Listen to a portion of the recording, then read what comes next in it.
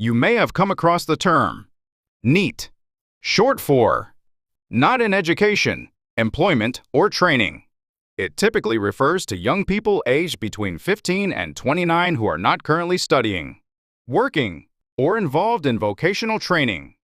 The label has become a shorthand for a growing segment of youth facing uncertain futures and systemic barriers to opportunity. Although it may sound like a technical term used in statistics, NEET reveals much about how South Korean society frames youth-related challenges.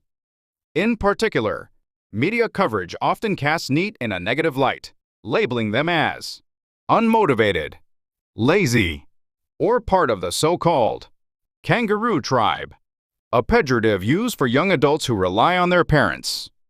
These portrayals, however, frequently ignore the diverse and often difficult circumstances many young people face, unfairly placing the burden of responsibility on the individual. In reality, deeper structural factors contribute to why many young people become economically inactive. With technology advancing rapidly, jobs are being restructured in ways different from the past. In such an environment, repeated failures and accumulated anxiety can erode confidence and hinder youth from advancing in their careers. If the number of NEET continues to grow, it could impact not only individuals but the entire nation.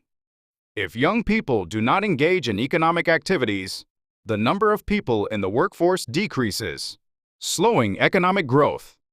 The decreasing number of taxpayers will further burden the national financial operations.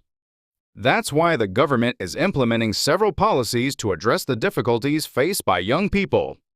For these policies to be effective, the youth must be provided with high-quality jobs to work in continuously, along with institutional safeguards to reduce anxiety and fear. Above all, the social perception of young people must change. Labels like NEET or unemployed often do more harm than good. If a young person isn't working, rather than attributing it solely to the individual's lack of will, people should consider that factors such as repeated failures, high social barriers, and structural constraints may also be at play. Ultimately, what's needed is a society that offers not judgment, but meaningful support, one that fosters hope, dignity, and real opportunities for young people to start anew.